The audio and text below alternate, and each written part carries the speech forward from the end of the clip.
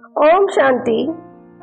अतः कलम भी ब्रह्मा बाबा के नामकरण के बाद उस दिव्य पुरुष को पूरी तरह से सहयोग देती जा रही थी। परमात्मा पिता अपने ब्रह्मा बच्चे से बात करते हुए बोले कि वर्तमान समय में इस संसार रूपी कल्प वृक्ष में इतनी तमो प्रधानता आ गई है कि इसका फाउंडेशन ही सड़ गया है।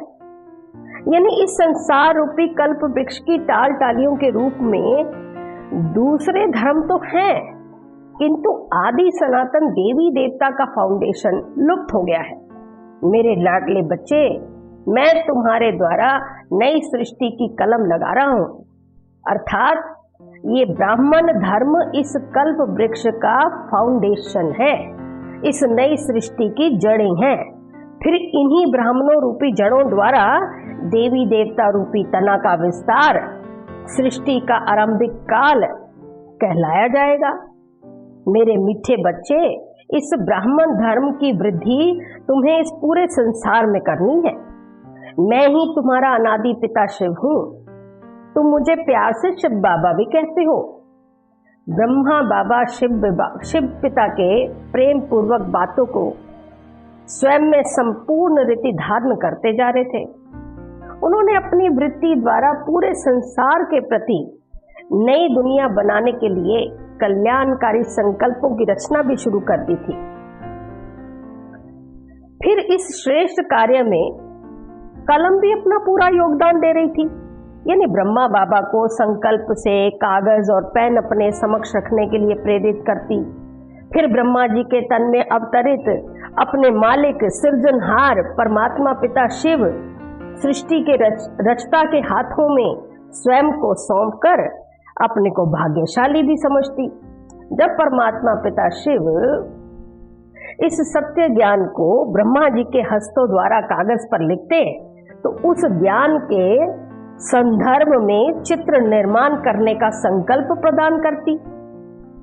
तो क्योंकि शिव बाबा का ज्ञान तो अथाह है ना, किंतु जैसे जैसे वे प्रेम पूर्वक अपने मुरब्बी बच्चे ब्रह्मा जी को गहराई में उतारते तो ब्रह्मा जी की दिव्य बुद्धि में मर्ज ज्ञान इमर्ज होने लगता। यानी ब्रह्मा बाबा परमात्मा पिता के सत्य ज्ञान की गहराइयां संकल्प शक्ति से जानने का प्रयास भी करते रहते। अब आगे ज्ञान का विस्तार भी बहुत तेजी से बढ़ने लगा, साक्षात्कार भी होने लगे। ब्रह्मा बाबा का शिव बाबा के कार्य में पूरा समर्पण भाव देखकर ब्रह्मा बाबा के घर के सदस्य तो भली भांति समझने लगे थे कि अब हमारे बाबा हमारे साथ बैठे भी कहीं और ही खोए रहते हैं। उनके मुख से जब भी कुछ वाक्य उच्चारण होते तो वो परमात्मा पिता का सत्य ज्ञान ही सुनाई देता।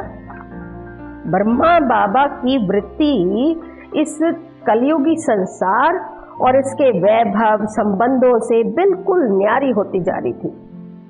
अब वो समस्त संसार को अपने बच्चों के रूप में देखने लगे थे और सभी जीव आत्माओं को इस दुख की दुनिया से निकाल परमात्मा पिता द्वारा स्थापन होने वाली नई सतयुगी दुनिया में ले जाने की एक नाव तैयार करने में जुट गए थे।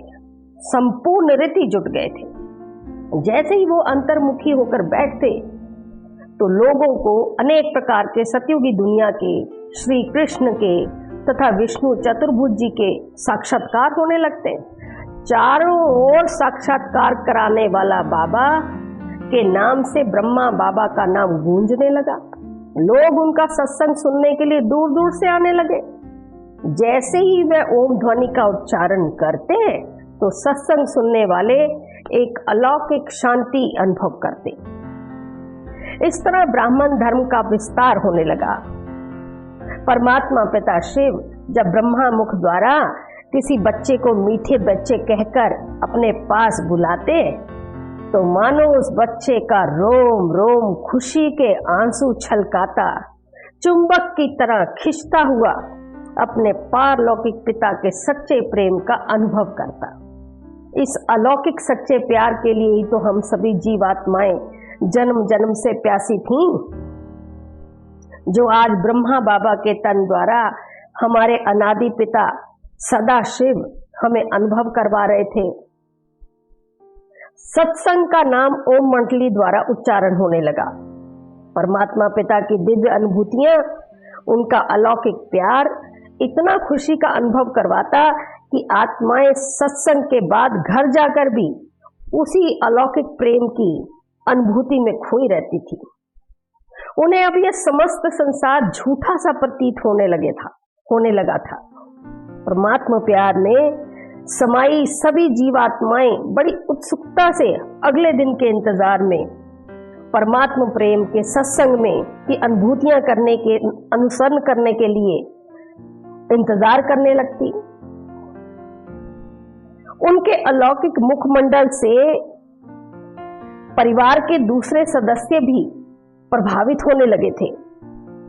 ब्रह्मा जी का अलौकिक मुखमंडल देख सभी दूसरे परिवार वाले ओम मंडली संस्था में समर्पित होने लगे थे। जैसे ब्रह्मा बाबा और उनके परिवार के सदस्यों ने अपना तन मन धन जन सब प्रभु समर्पण कर दिया था, इसी प्रकार संस्था की शुरुआत में जितने भी परिवार समर्पित हुए, उन सभी ने भी अपना सब कुछ परमात्मा पिता के इस अलौकिक कार्य में समर्पित कर दिया। संस्था की वृद्धि होने लगी थी। अब तो जो भी सत्संग सुनकर जाता, उस आत्मा के द्वारा भी अन्य आत्माओं को दिव्य साक्षात्कार होने लगते। इतना अलौकिक दृश्य होगा उस समय का, जब परमात्मा पिता शिव की साकार ब्रह्मा के तन द्वारा आत्माओं पर दृष्टि पड़ी होगी। कितना अलौकिक दृश्य होगा। जिस परमात्मा को हम जन्म जन्मांतर तीर्थ स्थानों पर ढूंढते आए, कितने आरती भजन गाए होंगे हमने, कितने यज्ञ तप किए होंगे हमने, कितने व्रत उपवास पूजा पाठ आदि किए होंगे, केवल उनकी एकमात्र झलक पाने के लिए। आज वही परमात्मा पिता, हमारा भाग्य विधाता, हमारा पालनहार, इस सृष्टि का सृजनहार, स्वयं अपने बच्चों को ब्रह्मा की आंखों से प्रेम भरी दृष्टि दे रहा है। ब्रह्मा की बाहों द्वारा अपने पास बुलाने के लिए प्रेरित कर रहा है। आओ मेरे मीठे बच्चे कहकर ब्रह्मा के तन द्वारा अपनी गोद का दुलार दे रहा है। ऐसी अनुभूतियां तो सोचकर ही जैसे आत्मा प्रभु प्रेम के आंसू टपकाने लगती है। जरा इस बात की सत्यता को अनुभव तो करके देखें कि कितने भाग्यवान होंगे वो बच्चे जिन्हें परमात्मा ने ब्रह्मा के मुख द्वारा नए ब्राह्मण जीवन का नाम दिया होगा, यानी नामकरण किया होगा, उनका नया नामकरण किया होगा। कितने विशेष दुलारे बच्चे वो होंगे जिन्हें भगवान ने ब्रह्मा तन के द्वारा अपने हाथों से मुख में मिठाई रूपी टोली खिलाई होगी।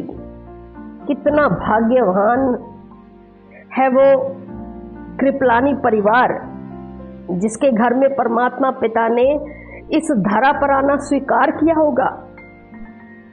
धन्य भाग्य है उस कलकत्ता शहर के, जिसमें से कितने ही परमात्मा की पालना लेने वाले परिवार एक झटके से ही समर्पित हो गए। कितनी पावन है वो जमीन जिस पर परमात्मा के महावाक्यों का सर्वप्रथम उच्चारण हुआ होगा। मेरे तो सोच सोच कर ही आंसू आ रहे हैं कि हमारा पिता, हम सभी आत्माओं का दाता, हमारे ऊपर इतना रहम करता है कि अपने बच्चों को इस कीचड़ की गंदी दुनिया से निकालने के लिए खुद ही इस कीचड़ की दुनिया में आ जाता है और बड़े ही प्यार से हमारा हाथ पकड़कर हमें हौसला देते हुए, हमारी आत्मा में बल भरते हुए हमें प्रेम पूर्वक शब्दों से कहता कि आ जाओ मेरे मीठे बच्चे, मैं तुम्हारे लिए ही आया हूं। मेरे होते तुम्हें किसी प्रकार का भय नहीं होना चाहिए। आ जाओ मेरे मीठे बच्चे, मैं तुम्हारा सारा कीचड़ साफ कर दूंगा, फिर पवित्र बनकर साफ होकर हम घर जाएंगे। ऐसा रहमदिल बाप बिना डांट फटकार के अपने बच्चों को प्यार देता कभी देखा है? ये प्यार, ये चिंता हमारे भगवान पिता ही हमारे लिए कर सकते हैं और कोई नहीं कर सकता। कोई देहधारी नहीं कर सकता, कोई मनुष्य नहीं कर सकता, कोई गुरु गोसाई नहीं कर सकता। ये केवल हमारे रहम दिल पिता का हमारे लिए प्रेम पूर्वक व्यवहार, उनका सच्चा प्यार, उनकी तड़प, जिसे हम आत्माएं अगर महसूस करें तो बहुत कुछ पा सकती हैं। आगे के भाग में हम देखते हैं कि परमात्मा पिता शिव द्वारा मां सरस्वती ज्ञान की देवी श्वेत वस्त्र धारिणी किस प्रकार से भगवान के ज्ञान को अर्जन कर पाई, किस प्रकार से उनकी स्कूलों, मंदिरों, कॉलेजों में पूजा होती है। आखिर ऐसा क्या पुरुषार्थ हुआ मां सरस्वती जी का। तब तक के लिए ओम शांति।